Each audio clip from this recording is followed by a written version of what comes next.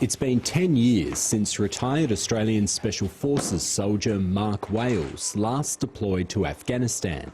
He's proud of his service, but says the US-led alliance, of which Australia was a part, lost the war to the Taliban. It surprised me that no one's kind of banging their fist on the table about this. We're kind of trying to creep away going, oh, we just lost that war, I hope no one notices.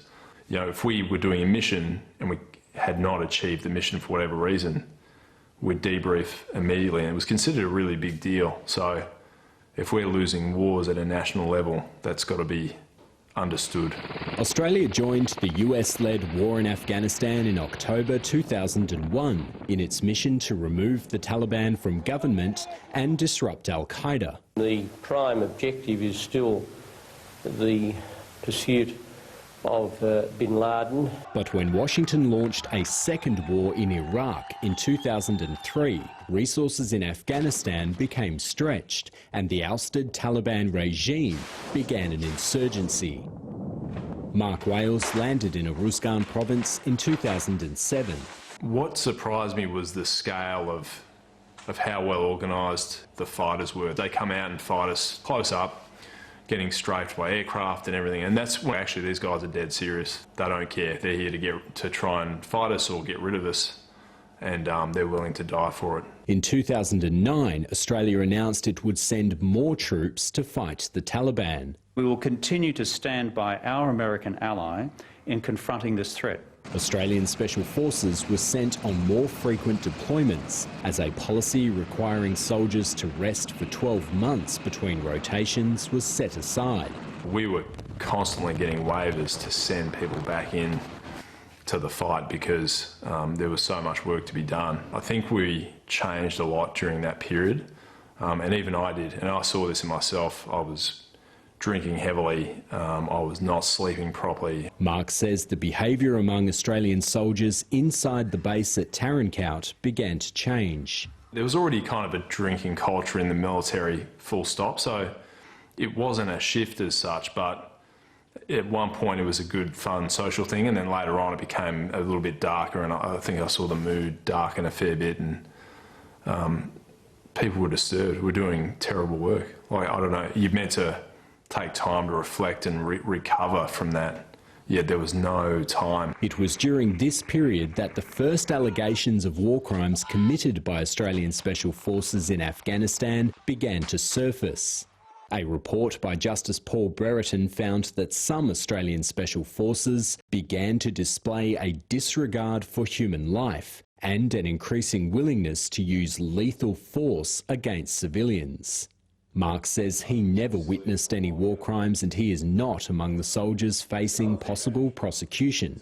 But he says that he, like many others, had given up on winning the hearts and minds of the Afghan people. I lost all trust in the population, and I was basically, all right, you are all against us until you prove otherwise. And I just assumed that pretty much anyone in the population could be out to kill us. Australian forces withdrew from Uruzgan in 2013, bringing to an end Australia's longest continuous military operation. But today, much of Uruzgan province, where Australian efforts were focused, is now back under Taliban control. The Taliban are significantly bigger than they were in 2001. They control significantly more territory across parts of the country that they never had influence before 9/11. They haven't renounced their relationship with Al-Qaeda, so there's really no metric by which you could say the war is won. Mark is now calling for an inquiry that goes beyond allegations of war crimes to examine how the war was managed at the highest levels. It's hard to just pin it down and go, you know what, this person's responsible, but someone is. You don't go to war by accident. We need to kind of really dissect what happened, understand it, and say, next time if we're going to support the alliance or we're going to have a commitment like this, what's a smarter way of doing it? Tasmanian Senator Jackie Lambie says she would support an inquiry if it had the power to call on senior politicians and defence officials. What was the point? What was the objective? What was the mission that was supposed to be accomplished? Nobody knows. Are they going to hold leaders and former commanders responsible? And are they going to put politicians in the mix? That means your former Prime Ministers to come in and answer questions. In a statement, the Department of Defence says it's focused on implementing the more than 140 recommendations from the War Crimes Inquiry. No timeline was given, but a spokesperson says the changes made will be comprehensive.